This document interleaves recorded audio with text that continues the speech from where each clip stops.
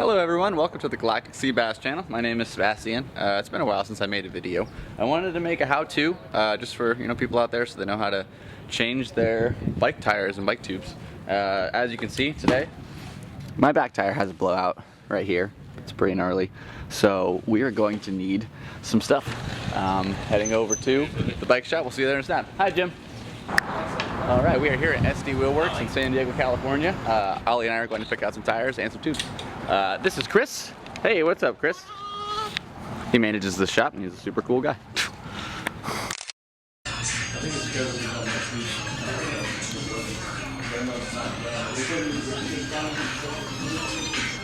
Pretty solid selection. Let's see which ones we pick. Ollie, what do you think of these E-Clat tires? Oil or anything like that? I like them. I think I like them too. Alright, sweet. I just need tubes.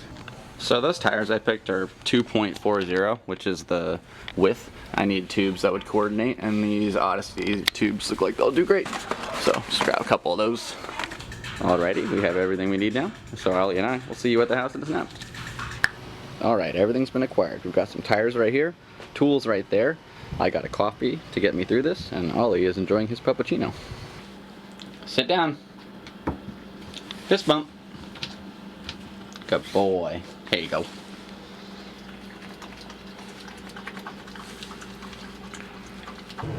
Here's a quick look at the tools we'll be using today. We've got a deep socket 17. This is actually an old DK random wrench. They don't make them anymore, but the deep socket says 17 millimeter. And then we've got some tire levers. I have one metal one that I usually use, but you can also just pick up one of these Bell patch kits. They have a couple in them. We have a tube and then a set of Allens. So I don't actually need the Allens, but I'm just going to demonstrate in case you have an Allen laced axle. You can use the long end of an Allen, thread it, and then use some kind of a curved tool, like a crescent wrench or a regular hexagon wrench, and you can just use this to do the rotation for you. It's hard to do an example right now, but just a quick tip. And of course our trusty pump. Alright, let's get started. You want the bike in a position that you can work on it, so maybe flip it over. Something like this. Front wheel's a little easier to start on, so grab your 17, doesn't matter which either, or it doesn't matter which side you start from. Just turn it to the left, counterclockwise, both sides.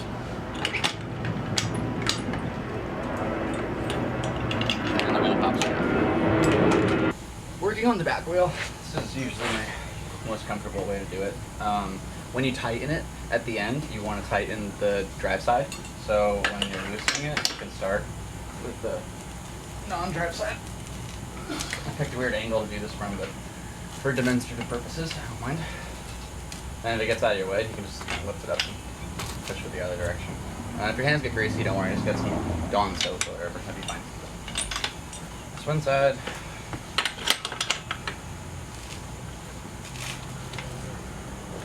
Just two sides.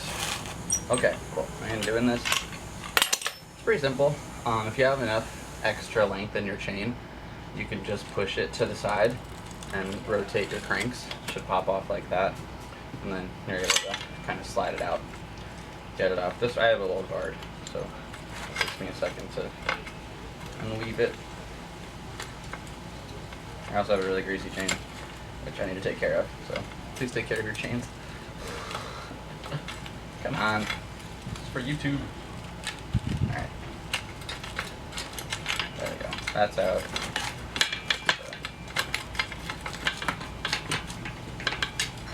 Super simple. Alright, cool. That's out. And then the wheel's off. So now let's change the tube out since this one's flat. Hey! So, my camera died. That was hilarious. I went through the whole demonstration and it wasn't even filming. So anyway, as I was saying, you have these tire levers and they have prongs on the end. So you can dip the inside layer inside, hook the spokes, and then, if it's loose enough, you can use one to thread around. But if it's a little tighter or a little newer, you might need a couple. So you can just line the rim with spokes, or with tire levers, until you work your way around enough where it gives you that leeway. You can freely just spin around. Cool, sweet. Alright. And then take your valve, poke that through. Or you can pull the tube from the inside. Get a little bit of hook, and then just thread it out like this. This tube's bad, so that one's done. And since we're ditching this tire, you can just kind of pinch it on the top just to get it over that rim. And once it's off, just hook it right there. So we'll do that one in a second. Now, if your tire has air in it and you want to keep the tube, you can use that same little hook on the spoke wrench or anything pointy really to activate the valve in the Schrader system. So you just press down, that's the release trigger. On a press to valve, you would thread it to the top, then push down, but most BMX systems don't use press to valves. Typically just Schraders. So, fun fact. You want to get as much air out as you possibly can. Make it easier for you.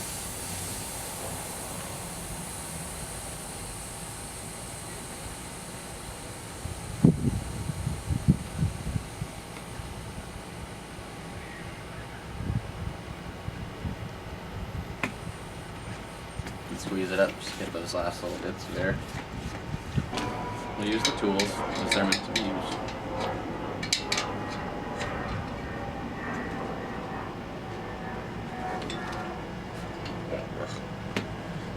You also don't want to pinch the tube inside, so make sure you get a nice clean hook.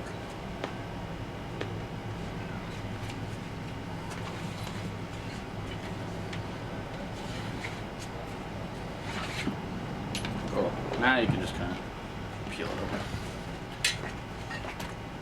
Keep the tube. This one's good. It's a surprise tool that'll help us later, huh? Alright, cool. So now I need to put some tires on. This is the back wheel. So most tires are directional. You'll notice somewhere along the line it'll say which direction it goes. This one spins like this, forward. And you want to make sure that that line's in key with whatever wheel you're riding. I have a left hand drive system, so I want to make sure when they're spinning together they're going the same way.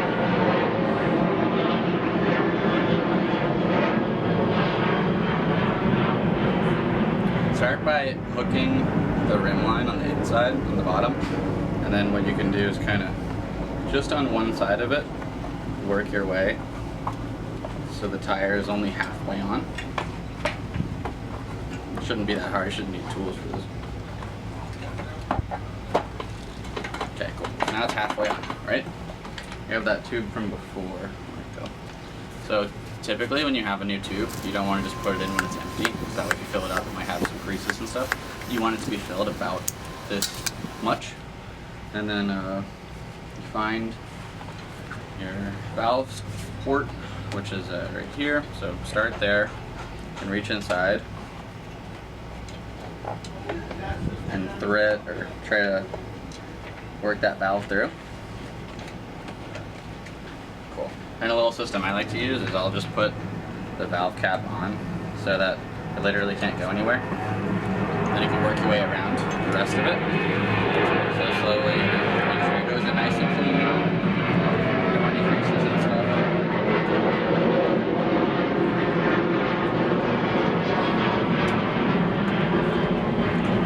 So the tube is mostly in. And in theory you don't want to use tools for this part. You want to use the palms of your hands to kind of work it in. So start somewhere. Kind of want to match this logo up. Ah, it's too late. So you can start with your thumbs just to kind of get it over.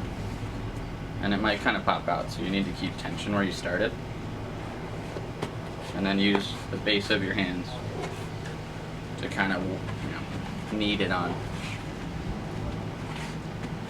Should be easy up until about the end. But then if you do it, use the right kind of pressure, just slip over. So that one actually worked really easily. And I like to do this too, to kind of work out those little bubbles before you fill it up. Alright, cool. And then let me do the other one real quick. Okay, now time to fill them up. So you'll notice on each tire you'll get a designated PSI, which is air per square inch. That's the PSI. And this one goes up to 100. I usually like to ride at about 80, So let's go ahead and fill these up. Okay, so I goofed up and the last tire accidentally exploded. Let's try this again. So you want to create a little pressure point at the top where your valve is pointed out. That way you can put the applicable pressure on to get this nozzle in, lock it, however yours locks. Give it a few pumps just to start it off. Go through and like fill out any little indentations that are inside so it doesn't explode. Alright, cool.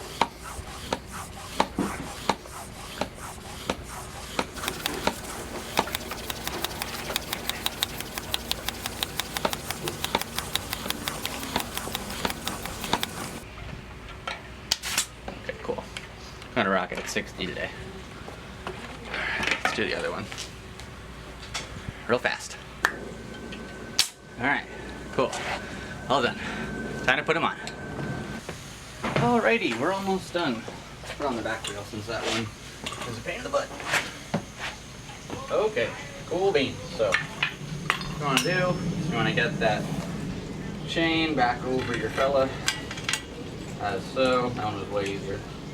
If you can, try to hook that back line actually onto the cassette or the pre-coaster itself. It's really good. I can probably undo this a little bit. Okay, so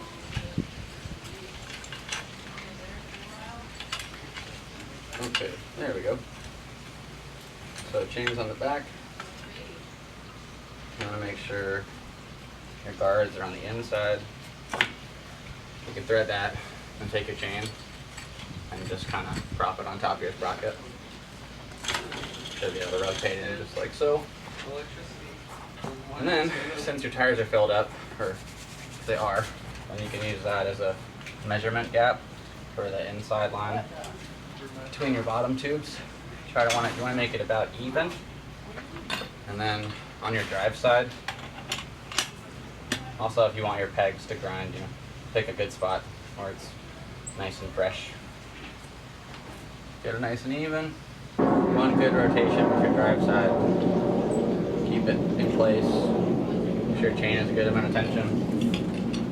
Go on the other side. And lock it in. Make sure it's been. Go. Then you go up.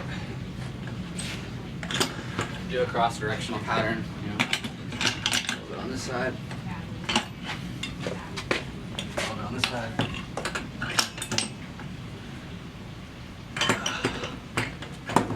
And then pick the weirdest spot to do it. Cool. So spins, new tire, chain's good. Just throw on the front real quick. Check the directional pattern in the tires. Make sure it lines up. Thread the axle through the forks.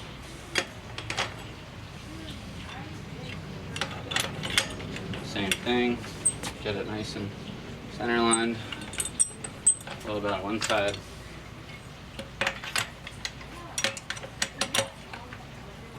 A little bit on the other. Quick check.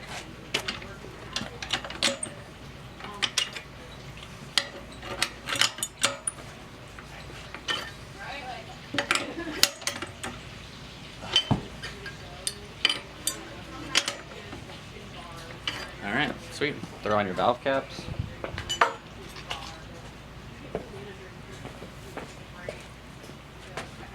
And that's pretty much it. So you changed your tires on a BMX bike. Congratulations. Thank you so much for tuning into this how-to. Hope it helped you in some regard. And I hope you enjoy your day. Thanks for watching. My name is Sebastian. This is the Galactic Seabass channel. I'm going to go ride my bike.